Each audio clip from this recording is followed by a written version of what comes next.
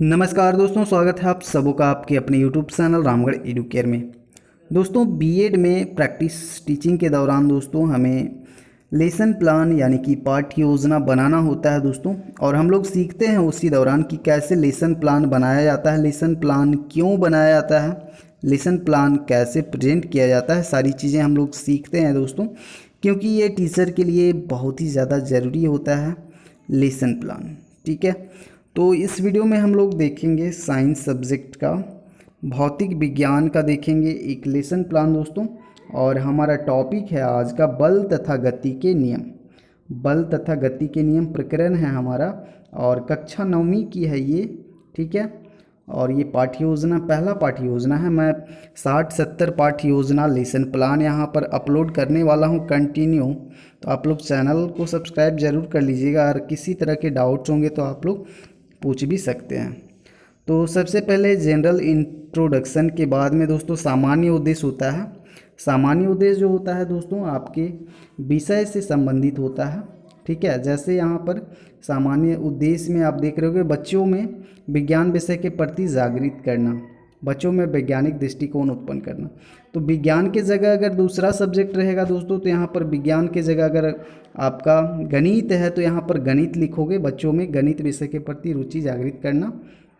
ठीक है, तो इस तरह से आपको 4, 5, 6 जितना आप सकते हो सामान्य उद्देश्य लिख लेना है। उसके बाद विशिष्ट उद्देश्य जो रहेगा आपका टॉपिक से रिलेटेड रहेगा, प्रकरण से रिलेटेड रहेगा, जो आप पढ़ाने वाले हैं उससे आपका स्पेसिफिक ऑब्जेक्टिव्स जो रहेगा वो रिलेटेड रहेगा। ठीक है, तो इस तरह से आपको विशिष्ट उद्देश्य लिखना है।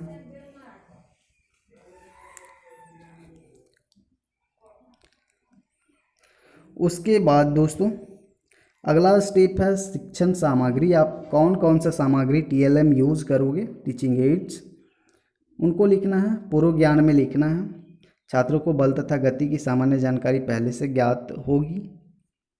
शिक्षण विधियाँ लिखना है, आप कौन कौन से टीचिंग मेथड्स यूज करने वाले हो उनको लिखना है। फिर प्रस्तावना, ये सबसे ज़्यादा इम्पोर्टेंट होता है दोस्तों लेसन प्लान के लिए, प्रस्तावना। ठीक है, प्रस्तावना में दोस्तों हम लोग कुछ ऐसे प्रश्न पूछते हैं जो कि पूर्व ज्ञान पे आधारित रहते हैं।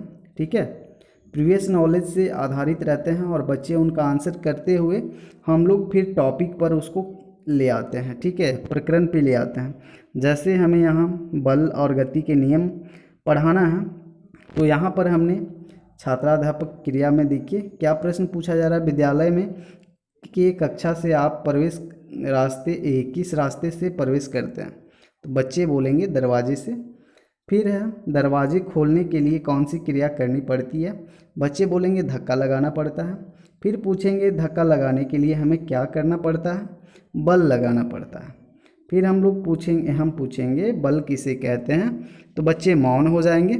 ये समस्यात्मक प्रश्न होगा। तो यहीं से हमारा उद्देश्य कथन निकल कर आएगा, और हम लोग बच्चों को बोलेंगे छात्रों आज हम लोग विज्ञान नामक पाठ्य पुस्तक के बल तथा गति के नियम पाठ्य अध्ययन करने वाले हैं या फिर करेंगे।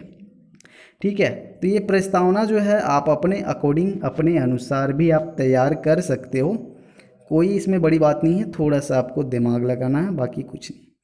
उसके बाद स्टार्ट हो जाता है प्रेजेंटेशन, प्रस्तुतिकरण। ठीक है, कि हम लोग क्लास में कैसे प्रेजेंट करेंगे।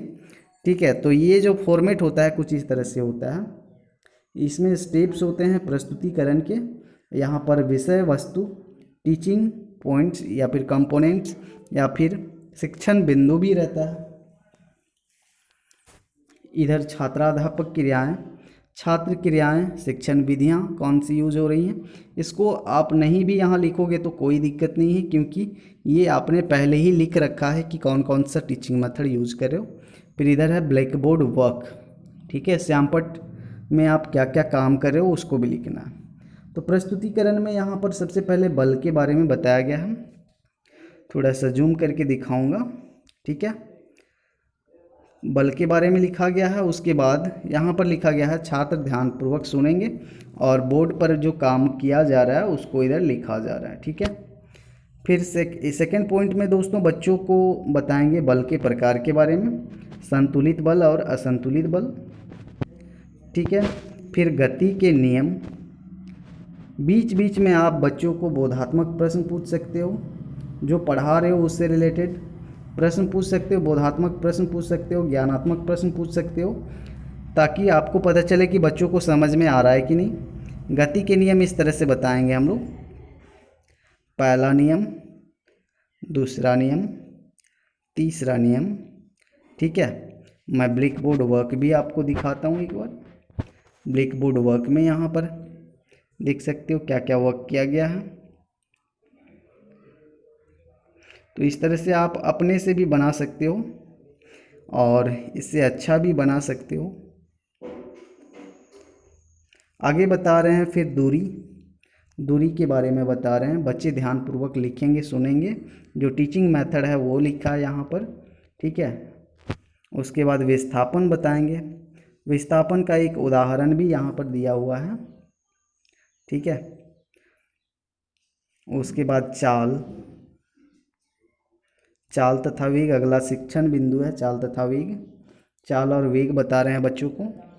बच्चे क्या करें, ध्यानपूर्वक सुन रहे हैं और चाल क्या है, चाल के बारे में थोड़ा सा यहाँ ब्लैक बोर्ड वर्क भी कर रहे हैं। अगला शिक्षण बिंदु है त्वरण। त्वरण के बारे में बच्चों को बताएंगे।